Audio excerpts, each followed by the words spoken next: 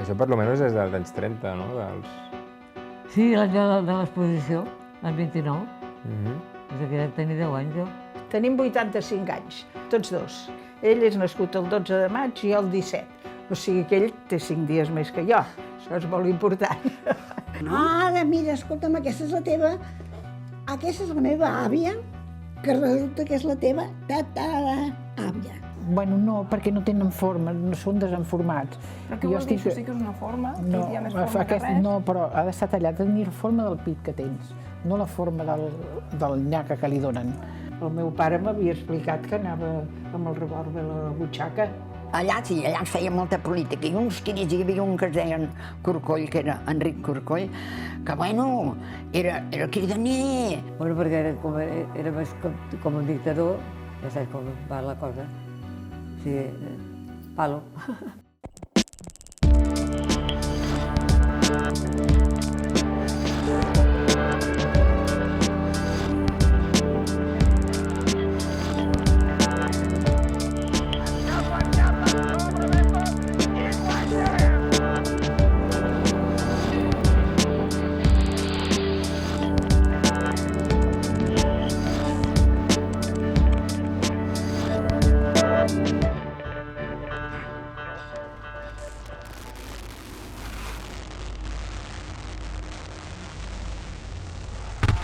Catalunya va ser, durant les primeres dècades del segle XX, el centre neuràlgic de l'anarquisme a Europa. La bomba del Liceu, la Setmana Tràgica, el Noi del Sucre... En un any es podien registrar a Barcelona més d'un centenar d'atemptats socials. Què en pensaven les nostres àvies de l'aparició de pistoles entre els treballadors i els propietaris de les fàbriques i les colònies? En el programa d'avui sabrem com van viure els anys foscos del pistolerisme i la posterior dictadura de Primo de Rivera.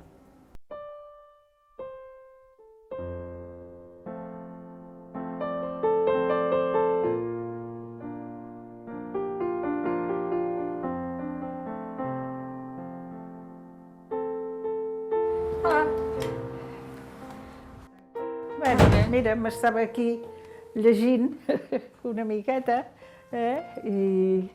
Aquesta és la casa de l'àvia. Sí, bueno, és la casa dels meus sogres i és la casa, doncs, familiar. I això, com que és una casa molt gran i que tots són salons, doncs és la casa on fem totes les celebracions. Bueno, aquesta és la biblioteca que era del besavi, no? Sí, la biblioteca del besavi, que és on el meu marit doncs, serveix per rebre els clients quan té. Aquí, en aquesta sala, doncs, l'Institut d'Estudis Catalans, a l'època de Franco, quan no tenien l'institut tancat, doncs aquí, el Puig i Cadafalch, doncs, havia presidit el dia de Sant Jordi, la celebració de l'institut. O sigui que la casa està plena de records. Aquí tenim, doncs, un fresc del senyor Vilarrufat, que ens va regalar per les nostres noces. Bueno, jo fa molts anys que m'he casat, Aquest any que ve, si Déu vol, em farà 60, que no tothom hi arriba. I llavors aquí és el meu lloc d'estar, sobretot tinc les coses de cosir i... Bueno, hi ha una mica de desordre en aquest, perquè està clar, és una habitació molt viscuda. Els meus avis tenen podem dir l'edat? Tenim 85 anys, tots dos. Ell és nascut el 12 de maig i jo el 17. O sigui que ell té 5 dies més que jo. Això és molt important. Però... No paren. Sí, no parem. El meu marit, Jordi Bonet i Armengol, és l'arquitecte director de la Sagrada Família, o sigui que, bum, bum, bum, bum, a més, encara esquia. O sigui que... I llavors tenim una sala de música. Aquí tenim el piano de cua de la meva mare, que és un Bechstein que li va regalar el meu pare, la meva mare, als anys 30, més o menys. I aquí és on fem música, obrim aquesta porta. I, bueno, gràcies a Déu, la música ens dona molta alegria. Això sí que és cert.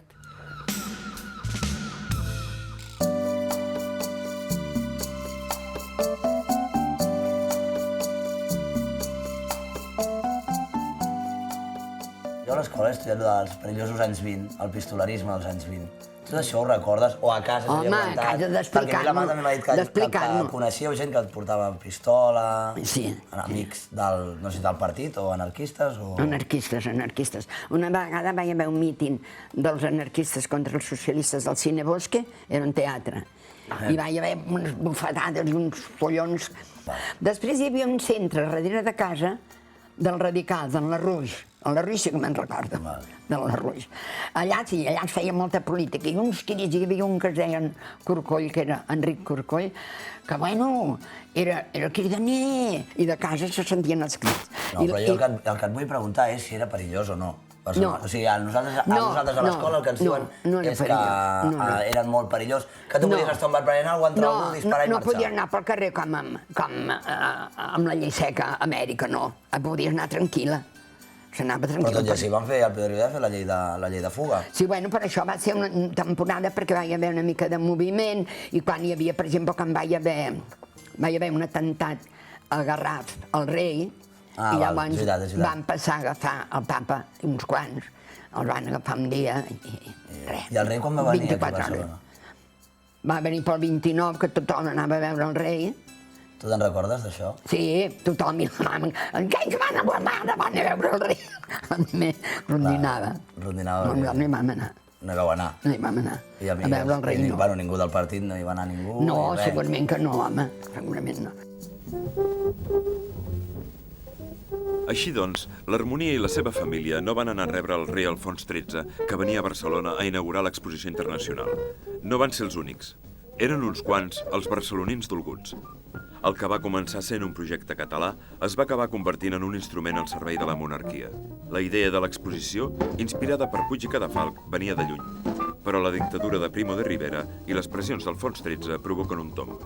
Sigui com sigui, l'exposició deixa a Barcelona una nova Gran Via, espais com el Teatre Grec i el Palau Nacional, i una joia com el pavelló de Mies van der Rohe.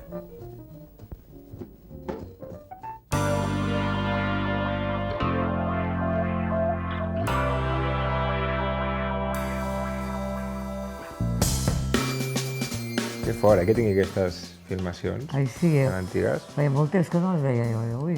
Això per almenys és dels anys 30, no? Sí, l'any de l'exposició, l'any 29. Doncs aquí tenia 10 anys jo. Els diumenges, després que veníem del camp, anàvem a casa amb tots els amics i anàvem passant pel·lícules llogades. Això on és? Això és a Calaf. Ets tu aquesta d'aquí a la dreta? Sí, aquí també soc jo. Aquesta. Això deu ser Camprodon, Això és de Camprodon. I aquest és el meu pare. El teu pare, no? Aquesta és la noia... Veus, el meu pare és aquest. I aquesta és la Conxita. Estan ballant sardanes. Això és de Camprodon.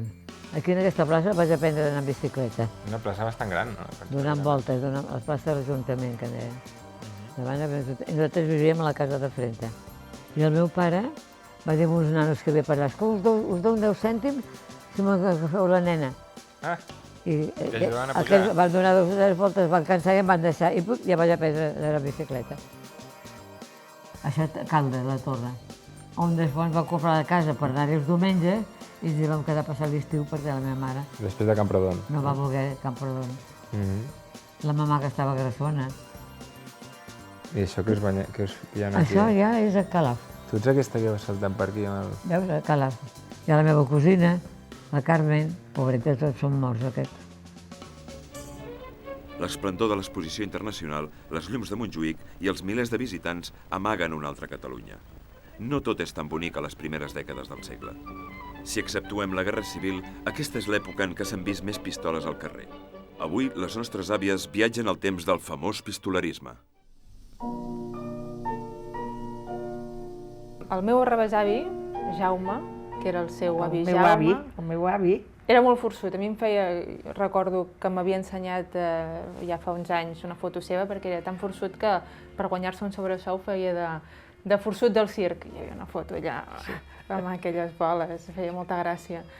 I era paleta, això del circ ho feia com a sobresou, i era una persona que era molt emprenedor. Molt emprenedora, sí. Molt emprenedor. I va aconseguir anar pujant. I muntar-se la seva empresa. I llavors sí.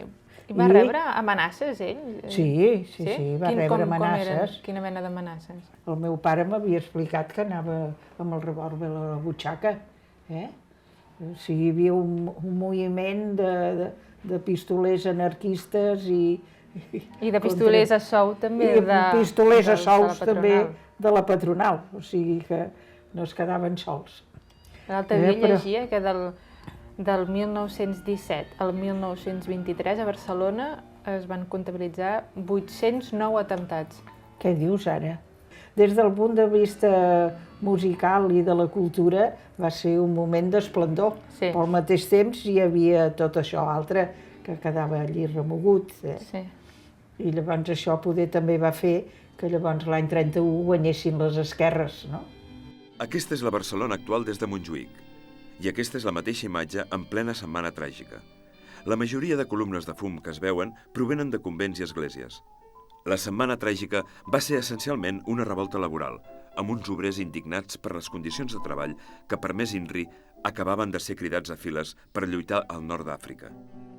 I com ja passava al segle XIX, i tornarà a passar durant la Guerra Civil, quan hi ha revoltes, l'Església és un dels objectius. La setmana tràgica no va servir per canviar cap govern ni cap llei, però va deixar clar que aquest seria un segle complicat. A Catalunya, l'anarquisme es converteix en un fenomen únic a Europa que sovint desemboca en atemptats. El mateix Alfons XIII en patirà dos, un d'ells el dia del seu casament.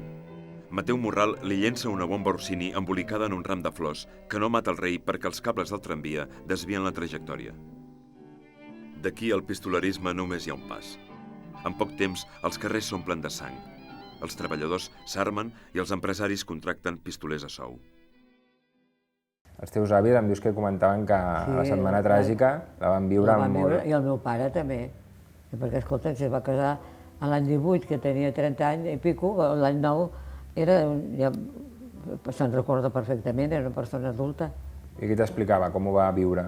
Hombre, molt esgarrifats també, que cremaven convents. Llavors ja va ser com van posar el Primo de Rivera. Com diu la Paquita, alguns barris decideixen recuperar el sometent, una mena de formació armada paramilitar que al llarg de la història ha tingut un protagonisme intermitent. El general Primo de Rivera en va ser un gran defensor. Va tornar a aparèixer el primer any de la guerra i també Franco el va rescatar als anys 40 per lluitar contra els maquis. Era sometent, una cosa que els veïns es van reunien i s'armaven i llavors anaven fent guàrdies, vigilant. Cada un dels districtes que estaven anaven vigilant. Les cases vigilaven o...? No, vigilaven a la nit, que no anessin a matar algú. Realment sempre ho feien així, quan sortia del teatre o quan sortien d'algun puesto. Més endavant, després del Primo de Rivera, el rebombori aquest hi continuava sent, perquè sé que el meu cunyat, en Lluís, que devia néixer l'any 32, més o menys, també hi havia trets pel carrer quan el meu sogre va anar a buscar la llevadora. O sigui que tot aquest ambient d'abans de la guerra era convuls. La sensació de seguretat es va recuperar quan va venir el Primo de Rivera, no? Com va anar això? Bueno, perquè era més com un dictador, ja saps com va la cosa. O sigui, palo. El general Miguel Primo de Rivera va arribar al govern de Madrid l'any 1923 amb un cop d'estat. La irrupció tenia el vestit blau de l'Església, l'exèrcit i sobretot la patronal. Primo de Rivera coneixia de primera mà el pistolerisme de Barcelona. Abans del cop, era capità general de la ciutat i va posar en pràctica una política de mà dura que va agradar força als empresaris. Un cop al govern, va il·legalitzar la CNT i va suprimir la mancomunitat. La dictadura va durar fins al 1930. En el plat bo de la balança, Primo de Rivera va impulsar les reformes de les carreteres. Com recorda la Paquita, es van acabar els camins de carro. Per fi, ja es pot córrer. Teníem que anar amb uns guardapolvos, amb unes ulleres, perquè al costat eren pell, perquè no ens entrés el pols pels ulls, perquè tot era sense asfaltar, era fang. I després, gràcies a... No, després ja va venir el Primo de Rivera i va asfaltar totes les carreteres. Seria una de les coses bones que va fer. Sí, el que he sentit a dir jo, perquè els meus pares, com que sempre anaven amb el cotxe, a Barcelona no l'usaven mai, perquè a més vivíem molt a la vora d'on vivíem, i el treball era allà mateix al carrer Trafalgar, però els fets de setmana sí, et dic que sempre anàvem d'excursions, amunt i avall.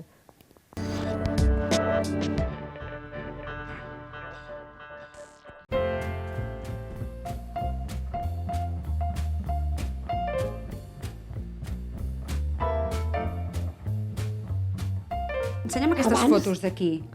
A veure, aquestes eren fotos d'estudi, no? Ara, mira, escolta'm, aquesta és la teva... Aquesta és la meva àvia, que resulta que és la teva tatara-àvia. O sigui, aquesta senyora va néixer... Com es deia? Francisca. Ah, com tu. Com jo. Però ja em van posar Paquita. Ah, per això et van posar. Els meus pares van tenir 5 fills. I de 5 fills, un es va morir. Mare meva, aquesta era la teta Eugènia. Sí, el casament. Mira. Això és el casament de negre. Mira, aquí el... Però ja... Com és que es casaven de negre? Mira, els meus pares. També de negre es casaven? Que no ho veus? Sí, però per què Pues de negre? Perquè anaven així. Però era de dol, això. No, en aquella època ho feien així. Que curiós. I tu et vas casar de blanc, ja? Ui, jo tinc un retrat preciós meu. Ah, però de blanc. Però jo sí. I val. O sigui, que va haver-hi un canvi aquí. Mira, la meva mare, mira, imagina't com anava vestida. Bueno, noucentista. Jo en diria noucentista. I mira la tieta. Home, total. Sembla un quadre del Casas. Total. Ja, i en aquell temps trobo que éreu o sigui, la gent era jove i semblava vella. Mira, aquí el meu pare. Veient aquests vestits, i tu que ja has vist tota l'evolució de la moda de tot un segle, gairebé, com vestim ara, què tal? Què et sembla com vestim ara? Bueno, a mi el que no m'agrada són quan em porten aquells texans tots foradats i estripats, allò no m'agrada. I els que ensenyen els calçotets, que van amb això, que se'ls hi cauen els pantalons? Trobo que són tontos. Bueno, però jo bé, no? Jo em salvo, no? Home, tu sí. Jo minifalda, però tu als anys 60 portaves minifalda o no? No. Jo no, jo sempre he anat normal. Però quan vas veure aquell que totes les noies jovenetes començaven a vestir així, què et semblava? Què et va semblar? Home, ni hi havia que m'agradava, ni hi havia que es passaven una mica. Que es passaven una mica. Aquesta és la... Sí, aquests eren els meus sogres.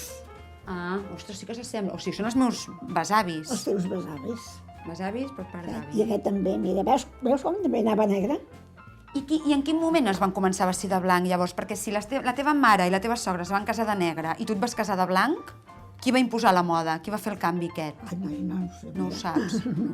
Mira, jo mentre tu mires això, mires? Sí? Vaig a buscar la fotografia del meu casament. Vinga, ves-la a buscar. Vale.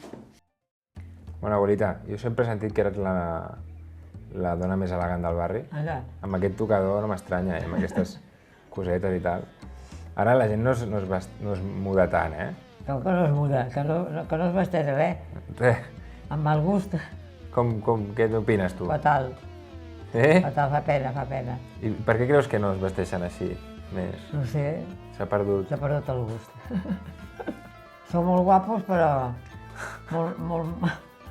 No m'agrada com vestiu. Gràcies a Déu no vaig tenir cap principi. Bueno, el dia que us vestiu també esteu macos, eh? Passa que normalment també treballeu molt, però en conjunt la gent podria escollir millor les peces, els colors, les puentes i les peces. Abans ens sortia una miqueta així, la faldilla, la combinació o el suèter de sota, horrible. I ara 3 peces. És que els modistos fan unes coses horribles. I abans sempre anava amb traje, l'abuelito, o gairebé sempre? O sigui, era com la muda... Els jovenets portaven els pantalons de golf que deien. Que no tenien 18 anys, llavors ja es posaven el pantaló llarg. Ara, què és el que més t'escandalitza? Que ensenyen molt el malic o que ensenyen... Ensenyen tot el que poden. I què opines d'aquestes modes que hi ha ara que es posen piercings, arracades? Això fatal. Sí? No t'agrada? Els hi pengen aquí, sembla que tinguin una altra cosa. Però, un moc, no? Però això ho han fet els índios, que això ho han fet... Per què han de tant els índios? Tota la vida. Bueno, perquè són a la Índia. Hem detectat un fet curiós. Moltes de les nostres àvies tenien feines relacionades amb la moda. La Paquita Rigau tenia una indústria de confecció, Indústria Rigau. La Paquita Moreno va treballar en una bugaderia i l'Harmonia i la Marcelina eren modistes. Durant el segle XX, la moda no para de canviar. Les primeres rebaixes no arriben fins als anys 60 i el famós pret-a-porter encara tardarà uns quants anys més a venir de París. Com veuen les nostres àvies la moda actual?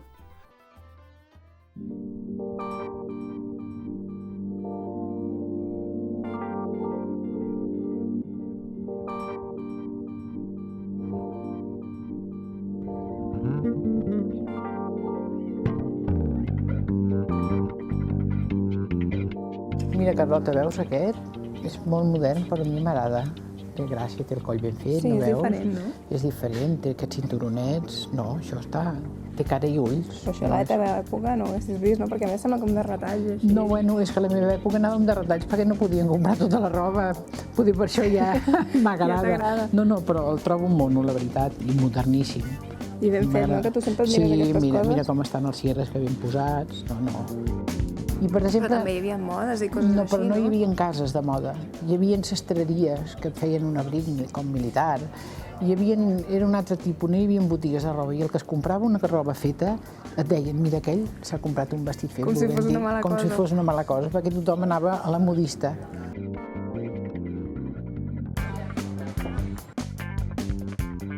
Ja, mira, t'agrada? Sí. Tu que d'aquestes coses és mono. Per una noia... No, doncs per una noia jove d'aquestes tan estremades, és mono. Aquestes puntetes, això jo crec que fa com antic i tot. No, que va, fa antic, això és femení, no és antic, això és femení. Tu t'agrada tot això, no? Home, a mi és el que més m'agrada. Però m'agrada bé, veus aquest també, aquest per una noia jove, que no té cap punta ni té res, i té aquestes lletres i aquest gènere, és mono. No, tots els sostens són iguals, ara. Veus, no t'agraden? Bueno, no, perquè no tenen forma, no són desenformats. Però què vol dir? Això sí que és una forma? Aquí hi ha més forma que res? No, però ha d'estar tallat, ha de tenir la forma del pit que tens, no la forma del nyaca que li donen. Abans això era molt més maco, la veritat és que això era molt... Eren unes puntetes, unes puntetes, moltes coses fetes a mà. Bueno, jo també treballava a la millor corseteria que hi havia a Barcelona.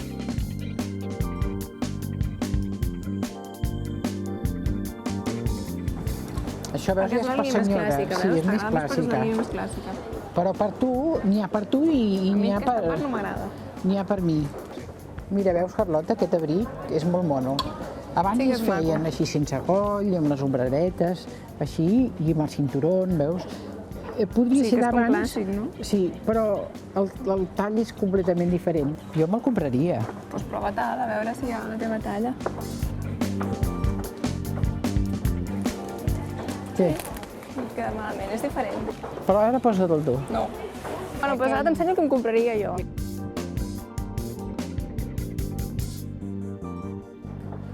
Mira, m'agrada aquest, és blanquet. Sí, és mono. I blanc t'agrada? Sí, sí que m'agrada blanc. No, doncs està bé, vés a mirar amb un mirall.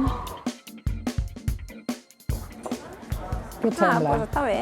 Està mono. Tomba't, ja veuràs, la darrere està mono. Sí, no? Veus, aquí te'n pots trobar per tu com per mi. Estàs molt mona. Sí, que me'l compraré.